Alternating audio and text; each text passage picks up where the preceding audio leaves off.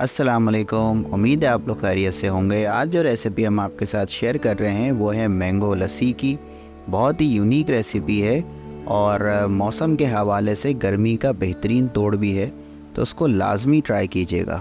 चलिए रेसिपी को शुरू करते हैं। हमने 1 गिलास लस्सी के लिए 1 कप दूध अपने जग में शामिल किया है। हमने हाफ़ कप हमने इसमें दही शामिल कर दी है। 1 मैंगो 1 गिलास लस्सी के लिए हमने इसमें शामिल किया है।